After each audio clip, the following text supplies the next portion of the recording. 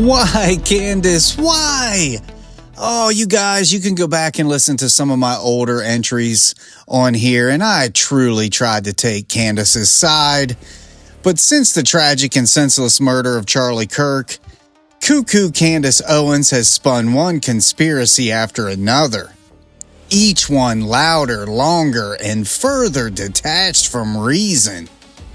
I've shared a few podcast clips documenting her rapid decline, not just in content quality, but in clarity, logic, and credibility.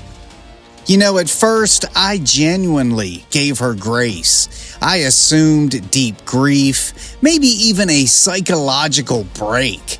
But nearly 2 months later, the theatrics continue, one baseless theory after another, and still with zero evidence to support them.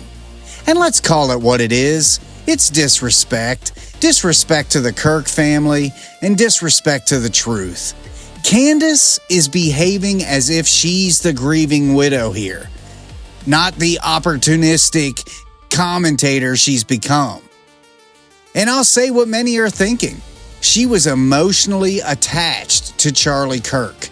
And that's exactly why he began distancing himself. She was in love with Charlie Kirk. I have to believe that. But recently, and the whole reason I'm doing this, is CNN's Elle Reeve confronted Candace on her constant stream of unproven claims. And you could see it. You could see it on Reeve's face.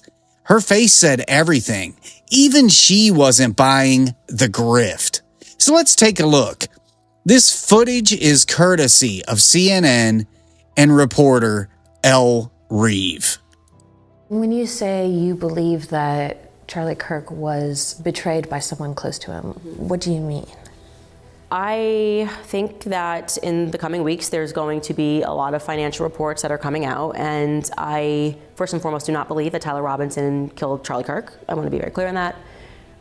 Whether he was involved, I think the answer is yes. I think that's obvious. And your basis for saying he didn't act alone is what? I don't know, maybe the weird Fed messages that were concocted out of thin air that had no timestamp and were written like they were speaking in 1822, among other things. I'm going to stop right there. You know, that's kind of Candace's go-to.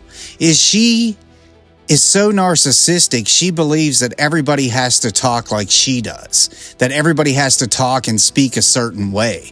We all speak differently. So just because those texts didn't align with how she felt in her head, they should have sounded, they must be fake, right? And Candace has been the queen of, oh, on the next show, guys. Oh, bombshell, guys. Oh, I'm dropping this. Oh, in a few weeks, this is going to happen. Oh, it's coming. I'm telling you. That is all we have heard from Candace. And guess what? Nothing has ever came. Nothing has been delivered other than nonsense. So let's continue with this interview. Their lack of an ability to answer any basic questions about what took place. But do you have any proof that the messages were made up? Because that would be easily proven. Yeah, but they didn't put timestamps on them, and Discord came out and said they didn't exist. This was supposedly text messages, not Discord messages. It's my understanding from the indictment. Look at Candace's face. Right there, just completely caught in a lie. She tried to divert to Discord messages. That way she wasn't caught in her lie, but the reporter completely called her out that these were text messages.